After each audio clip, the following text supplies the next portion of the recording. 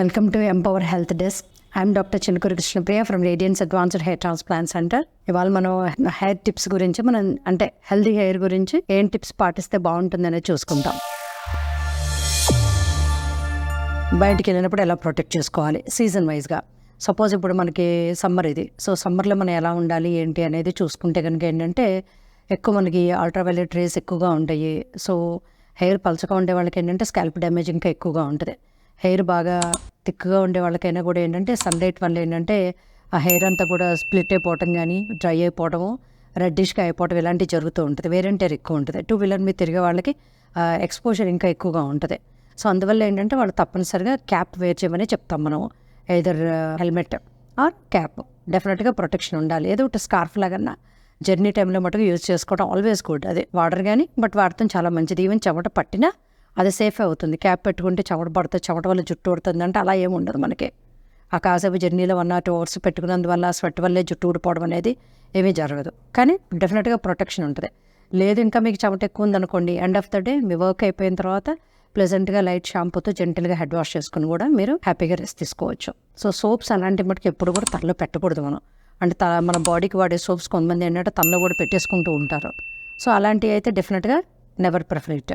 అది అసలు సేఫ్ కాదు. ఆ కాంపోజిషన్ వేరు, ఈ కాంపోజిషన్ వేరు. ఆ హెయిర్ అంతా కూడా బ్రిటిల్గా ఫ్రిజీగా అయిపోతుంది. మనం ఒంటికి వాడే సబ్బులు ఎప్పుడు కూడా తలకి పెట్టకూడదు ఎవరు కూడా అట్లా.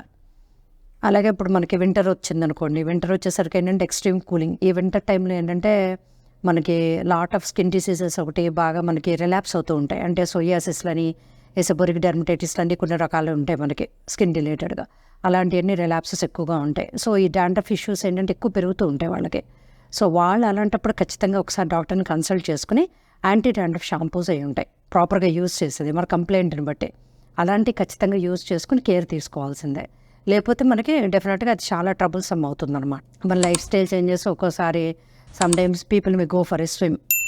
సో ఎప్పుడైనా సరే మనం వాటర్ స్విమ్మింగ్ అనేది వెళ్తున్నాము అనుకున్నప్పుడు ఏంటంటే we have to take care.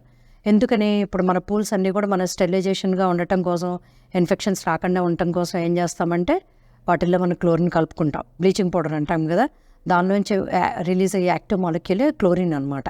ఇది ఒక బ్లీచింగ్ ఏజెంట్. సో మనం డైరెక్ట్గా ఏంటంటే ఈ క్లోరినేటెడ్ వాటర్స్లోకి ఓపెన్గా దిగినప్పుడు డెఫినెట్గా ఏంటంటే హెయిర్ మనకి డ్రై హెయిర్ ఉంటుంది కదా, ఇట్ అబ్జార్బ్స్ ఎ లాట్ అనమాట.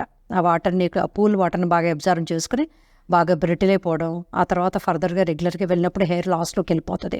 స్కాల్ప్ కూడా బాగా డ్రైగా అయిపోతుంది మనకి.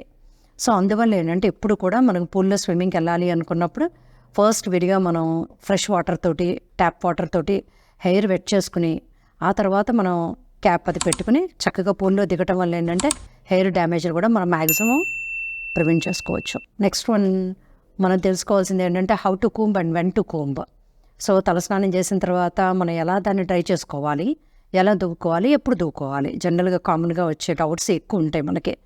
ఎప్పుడైనా సరే మనకి ఏంటంటే తలస్నానం చేసిన తర్వాత ఏంటంటే లాట్ ఆఫ్ వాటర్ అబ్జార్బ్ అవుతుంది. 70-80% కూడా మనకి అబ్జార్బ్ అయినప్పుడు ఏంటంటే స్ట్రెచబిలిటీ ఎక్కువ ఉంటుంది. ఒక బియాండ్ ఆ స్ట్రెచబిలిటీ ఒక లిమిట్ ఉంటుంది మనకి. ఆ బియాండ్ ద లిమిట్ వెళ్ళినప్పుడు ఏంటంటే అది బ్రేక్ అయిపోతుంది హెయిర్. సో ఈ వెట్ హెయిర్ని అందుగురించి ఏంటంటే ఎప్పుడు కూడా కోమ్ చేయకూడదు. ఎందుకు? ఎంటాంగిల్మెంట్, చిక్కులు ఉంటాయి, దాంతో ఒకటి కలిసిపోయి ఉంటాయి. అందువల్ల ఏంటంటే మనం ఎంత హరీబరీగా ఉన్నా కూడా కొద్దిగా ఎర్లీగా స్నానం చేసుకుని హెడ్ వాష్ చేసుకుని వెయిట్ చేయడం బెటర్.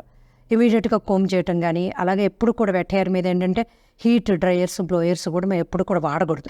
ఏమవుతుందంటే వెట్ హెయిర్ మీద మనం బ్లోయర్స్, డ్రైయర్స్ పెట్టినప్పుడు ఈ హెయిర్ స్టాండ్స్లో మనకి వాటర్ కంటెంట్ ఉంటుంది కదా, అది ఆ వేడికి ఏంటంటే ఒకేసారి ఎవాపరేట్ అవుతుంది. మనకి న్యాచురల్ డ్రైయింగ్ కాకుండా ఎవాపరేట్ అయినప్పుడు ఏంటంటే ఆ హెయిర్ అంతా కూడా స్ప్లిట్ అయిపోయి బబుల్ హెయిర్ అంటాం దాన్ని. లోపలంతా కూడా మనకు కనిపించదు, అది మైక్రోస్కోప్స్తో చూస్తే కానీ తెలుస్తుంది అనమాట. బబుల్ హెయిర్ లాగా వస్తుంది. ఆ హెయిర్లో స్ట్రాండ్స్లో అంతా బబుల్స్ వచ్చేసి లేటర్ ఆన్ కంప్లీట్గా అది డ్యామేజ్ అయిపోతుంది అనమాట.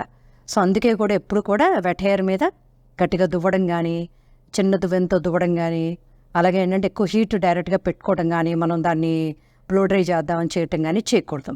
సో మనం బ్లో డ్రైస్ ఒకవేళ పెట్టాలి అనుకున్నా కూడా కనీసం అట్లీస్ట్ ఏంటంటే ఒక 6 inches గ్యాప్ ఇచ్చుకోవాలి. మనం ఇచ్చుకోవడం వల్ల సేఫ్గా ఉంటుంది. ప్లస్ మోడ్ కూడా ఏంటంటే చేంజ్ చేసుకోవాలి. హీట్ ఈజ్ నాట్ గుడ్ అనమాట. వామ్ అన్న పెట్టుకోవచ్చు, కూల్ డ్రై అన్న పెట్టుకోవచ్చు. అలాగే తలస్నానం చేసిన తర్వాత కూడా టవల్ డ్రై ఈజ్ ఎనఫ్. అంటే టవల్తో బరబర మనం రుద్దేయక్కర్లా.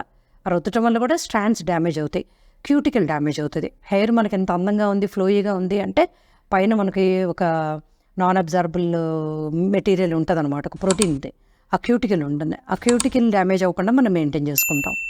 సపోజ్ అలాగే ఇప్పుడు మనం ఈ క్యూటికల్ మనం మెయింటైన్ చేసుకోవాలి జాగ్రత్తగా అంటే మన కండిషనర్స్ గురించి కూడా చెప్పుకోవాలి.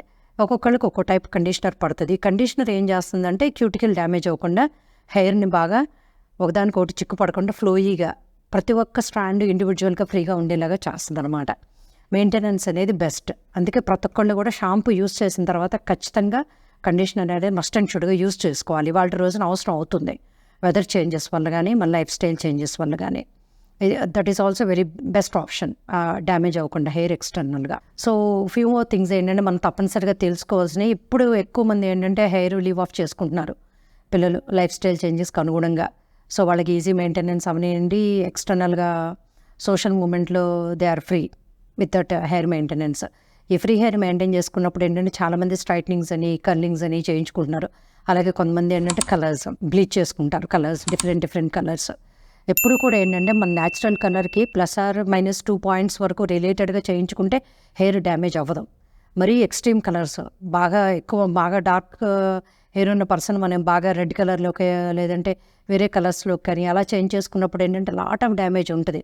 ఇమీడియట్గా మీకు ఏంటంటే ఆ రోజు తెలియదు కానీ but it may show its effects gradually. Within months ఏంటంటే ఆ హెయిర్ అంతా కూడా చాలా డ్యామేజ్ అవుతుంది.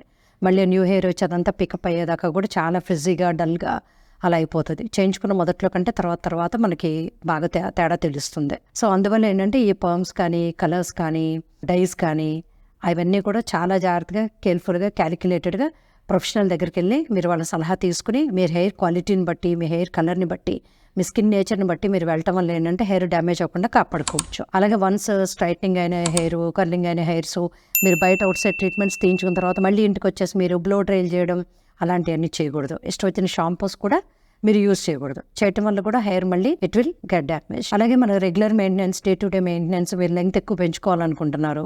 సో అలాంటప్పుడు డెఫినెట్గా ఏంటంటే ఒక 6 to 8 weeks గ్యాప్ తోటి ఏంటంటే మధ్యలో మనం ఎడ్జెస్ ఎప్పుడు కూడా ట్రిమ్ చేయించుకుంటూ ఉండాలి. దానివల్ల ఏంటంటే ఈ స్ప్లిట్ ఎండ్స్ అనేవి మనకి పెరగకుండా ఉంటాయి, హెయిర్ హెల్తీగా ఉంటుంది, మనకి బాగుంటుంది అనమాట. ఇలాంటి మరిన్ని ఆరోగ్య సూత్రాలు కానీ హెల్త్ టిప్స్ కానీ హెయిర్ టిప్స్ కానీ తెలుసుకోవడానికి keep in touch with empower channel.